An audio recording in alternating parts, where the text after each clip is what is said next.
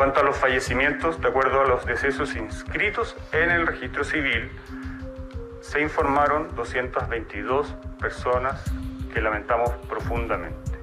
Viernes 12 de junio de 2020. Esta era la cantidad de personas fallecidas por COVID-19 que eran informadas durante la última jornada en el país. La suma total, 2.870 personas. Metodología de un reporte que ya venía siendo cuestionado hace algunos días. Asignar como posibles casos de muerte asociadas a COVID un número adicional de 653 personas fallecidas.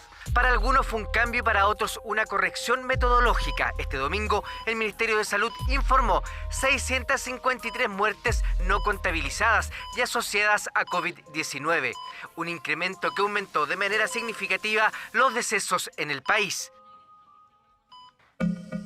Tan solo 6 días después de este cambio metodológico, CIPER revela que las diferencias en el reporte eran aún mayores, ya que el MinSal enviaba un reporte a la Organización Mundial de la Salud donde se registraban cerca de 5.000 fallecidos, 2.000 más que el informe que se presentaba a la opinión pública en Chile, noticia que finalmente fue la antesala de la salida del entonces ministro de Salud. Este es el momento de la unidad, el momento del diálogo, el momento de la confianza. Y si para eso es necesario que yo dé un paso al costado, yo lo doy feliz porque es lo que corresponde.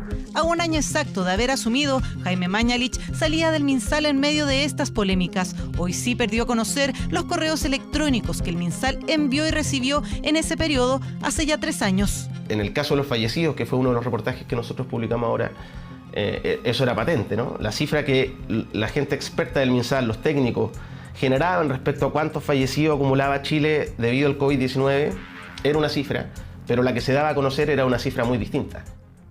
Ya no podemos seguir ajustándonos al conteo de fallecidos que realiza el ministro. La diferencia entre la cifra de fallecidos que tenemos en EpiVigila versus la cuenta pública del ministro sigue aumentando. El correo enviado el 12 de mayo por el jefe del Departamento de Epidemiología a la jefa de la División de Planificación daba cuenta de las diferencias entre los reportes que se daban a conocer y los datos internos. En el mundo entero se fueron determinando distintos criterios que fueron dando las cifras, por supuesto, de lamentablemente tantos fallecidos. Pero es algo que ha sucedido a nivel mundial. No había intención de dañar, no. Había delito, no. Pero había, de alguna manera, una sombra que hoy día se corrobora y que existió, porque no todo lo que se reportaba día a día era exactamente lo que venía ocurriendo más abajo, ¿verdad?, en los casos concretos en el país. Pero los reparos de los expertos no solo se enfocaron en las cifras informadas, también en la recomendación de uso de un polémico fármaco. La cloroquina fue promovida por presidentes como Donald Trump y Jair Bolsonaro, quien en mayo de 2020 se retractó. En Chile, el 3 de abril de 2020, se emitió una circular de la División de Prevención y Control de Enfermedades, en donde se recomendaba el uso de este fármaco para personas mayores de 65 años con comorbilidades que cursaran neumonía grave.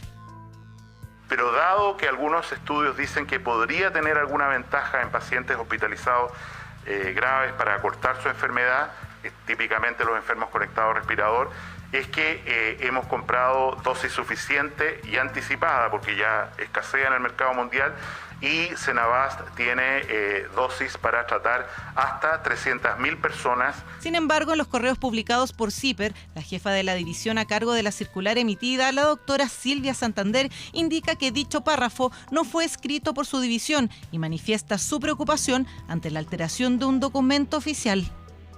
La jefa de la división que estaba a cargo del manejo de las enfermedades le dice a la subsecretaria Paula Daza que le parece grave e irregular que sin su permiso y sin su consentimiento se le haya agregado un párrafo donde se recomendaba usar cloroquina cuando no fue lo que ellos escribieron ni lo que ellos visaron, ¿no?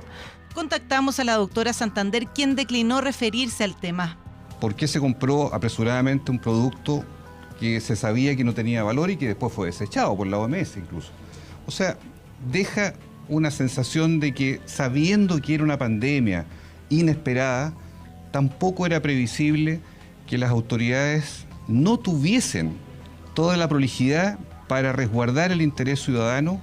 Toda esta información demuestra que el Ministerio de Salud hizo todo lo que estuvo a su alcance para enfrentar la peor pandemia de la que se tenga registro en los últimos años.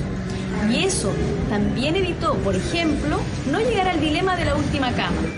A pesar de sus recientes apariciones en la prensa por la crisis respiratoria que se vive en nuestro país, el exministro de Salud Enrique París y la ex subsecretaria Paula Daza indicaron que no darán declaraciones hasta que sí permita la totalidad de reportajes que tienen en proceso. El exministro Jaime Mañalich, a quien también contactamos, tampoco quiso dar declaraciones, pero comentó que esta publicación sería una respuesta política a sus recientes apariciones en la prensa. No tiene que ver con un asunto de coyuntura esta investigación. Hace cerca de 3 años que empezamos a pedir esos correos, había que publicarlos, son de interés público, y tampoco considero que tendríamos que haber corrido la publicación porque ellos estaban hoy día en la palestra, digamos, ¿no? Nosotros funcionamos con criterios periodísticos y no políticos. Las diferencias en las cifras y las discrepancias de criterios entre los expertos y el MinSal son parte de más de 1 millón de páginas de correos electrónicos que luego de casi 3 años, hoy ven la luz.